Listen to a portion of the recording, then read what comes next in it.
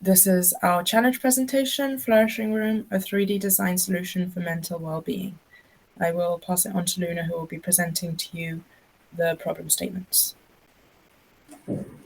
Each of us had different problem statements, but noticed we had a similar concept, so we decided to work together. Here are our problem statements. The lack of mental health support for children and young adults in education. A variety of people with different mental illnesses aren't getting the help they need or just cannot afford it. And last but not least, there is not enough support in schools for students struggling with mental health issues. I would also like to present to you some key statistics that we researched when doing this project.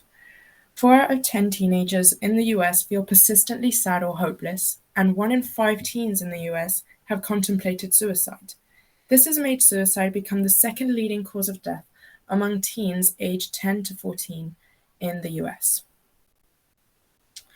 And that's not mentioning that suicide rates have also increased a lot in the last years. For example, in teens who are Black, suicide has nearly doubled from 2007 to 2017. And it was found that 42% of LGBTQ plus teens had seriously considered suicide during the pandemic. The pandemic in itself brought a whole new load of stressors, for example, death of a loved one, with a high death toll that the pandemic had.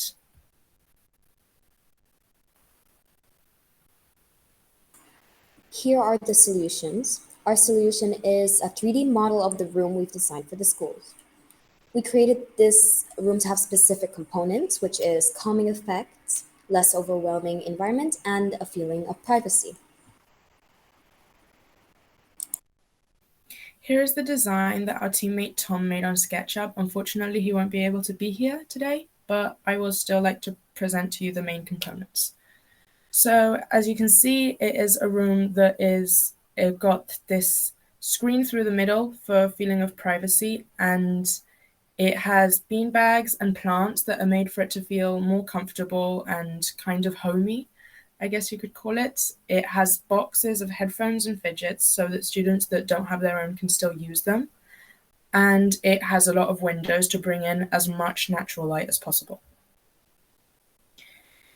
Here you can see our design from another angle. There's also a QR code that you can scan if you want to access the 3D model yourself.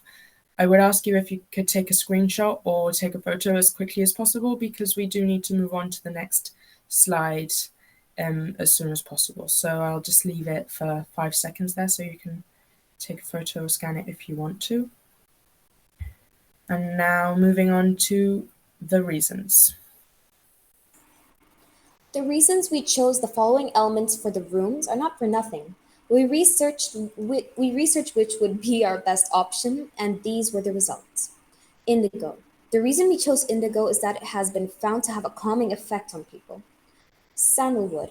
It has been found that sandalwood has calming effects, help relax, and soothes tension. Dim lights and windows.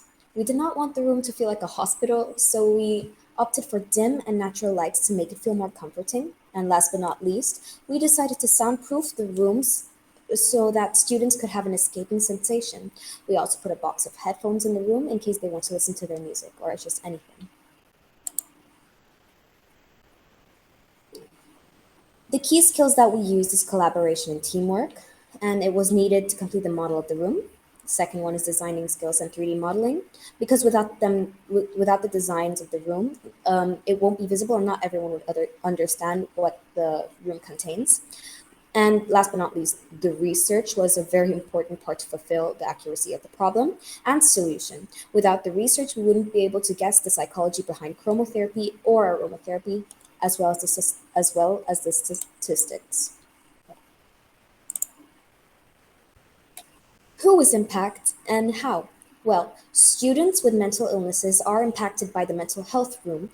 It is directed to them, and according to research, we think it will impact them by helping them be more relaxed, more at ease, and stress less. Now I'll hand it over to Emily.